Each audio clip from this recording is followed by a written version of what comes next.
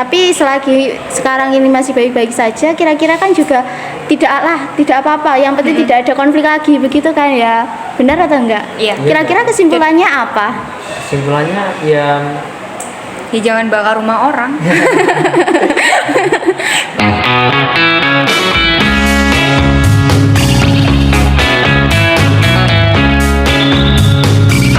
Halo, selamat datang di podcast kami kembali, di mana kita akan membahas kejadian konflik antar suku yang terjadi di Sampit. Perkenalkan, saya Sirli Nadia Zulfa sebagai host, dan dalam kesempatan kali ini kita sudah kedatangan 3 narasumber kita di sini yang akan berbagi pendapat mengenai konflik ini. Yang pertama di sini ada Fanza Filstra Fernanda. di sini ada Saya Danendra Kusumawardana. dan yang terakhir. dan saya Muklis. Nah, yang tadi sudah dibahas sedikit di awalan tadi ya tentang konflik Sampit. Kira-kira apa itu konflik Sampit, Muklis? Konflik Sampit itu kalau nggak salah peristiwa tentang apa namanya, konflik antar suku kalau nggak salah, Iya. di Kalimantan pada tahun 2001. Nah, bermula sejak 18 Februari 2001, konflik ini berlangsung sepanjang tahun tersebut. Jadi ya agak panjang lah. Kira-kira apa itu yang melatar belakangi, yang menjadi penyebabnya, Fanza? Rumornya sih kebakaran ini disebabkan oleh warga Madura dan kemudian sekelompok anggota suku Dayak mulai membakar rumah-rumah di pemukiman Madura. Dari Asosiasi Masyarakat Dayak mengklaim bahwa pembantaian oleh suku Dayak dilakukan demi mempertahankan diri setelah beberapa anggota mereka diserang. Selain itu juga dikatakan bahwa seseorang warga Dayak disiksa dan dibunuh oleh sekelompok warga Madura setelah sengketa judi di desa Karangpangi pada 17 Desember tahun 2000. Berarti sampai ada korban jiwanya ya. Ini berarti lumayan parah ini. Kira-kira selain korban jiwa itu ada apa aja?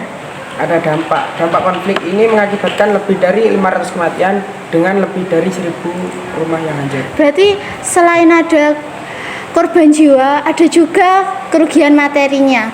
Nah, ini kan tentang sejarah di Indonesia nih. Kok bisa ya?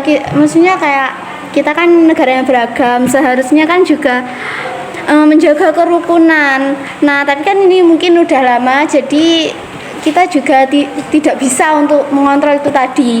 Nah, kalau ditanyakan sejarah masa lalu ini kan terjadi ketidakharmonisan.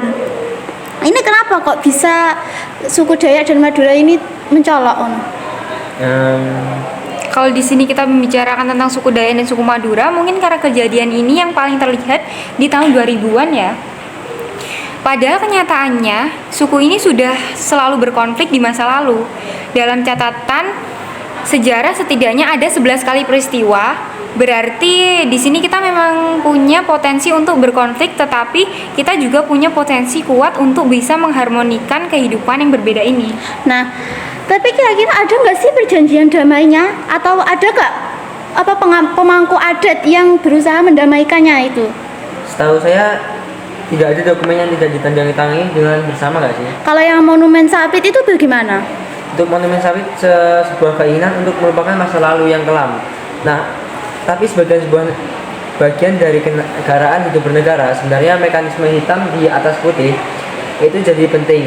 Seperti dalam novel Selambayung Merah Putih yang ditulis berdasarkan kejadian luka kelam yang terjadi 22 tahun yang lalu. Dan penelitian juga dilakukan di Kalimantan Barat, konflik supaya gemuruh dan semangat konflik tidak ada lagi. Kira apakah kemudian itu menjadi baik? Jelas baik untuk kedepannya sebagai jaminan kelompok-kelompok dominan maupun kelompok-kelompok yang tidak dominan. Itu penting ya, karena kita hidup bernegara dan kan sekarang. Tapi kalau membicarakan mekanisme lokal seperti ayolah kita baikan, itu tanda itu ya memang cut ya sih. Mana sih, dari mana? Jelas baik. Saya tentang Jelas baik. jelas baik kenal. Jelas baik. Kalau dalam konteks kenegaraan, menurut saya hitam di atas putih itu perlu sebagai ikatan di masa yang akan datang, bahwa nenek dan kakek moyang kita pernah mendatangi itu.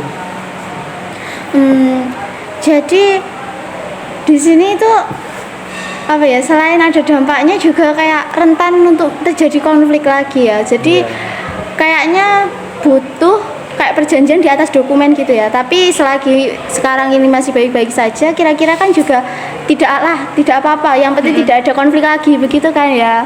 Benar atau enggak? Iya. Kira-kira kesimpulannya apa? Kesimpulannya ya Ya jangan bakar rumah orang. Lagi sebenarnya siapa juga sih yang salah? Bukannya warga Ya nggak tahu ya. ya, tapi di sini warga kita Daya bukan- gak Ya, sih? kita di sini bukan nggak memihak satu antara lain ya. dan di sini kita tidak berhak untuk menghakimi satu sama lain, dan biarlah itu konflik mereka. Kita tidak bisa ikut campur dalam hal ini. Sekian itu kami, itu tadi podcast kami, dan mohon maaf jika ada banyak yang kurang atau mungkin ada fakta-fakta yang salah atau melenceng dari sejarah. Kami mohon maaf. Wassalamualaikum warahmatullahi wabarakatuh. Come inside of my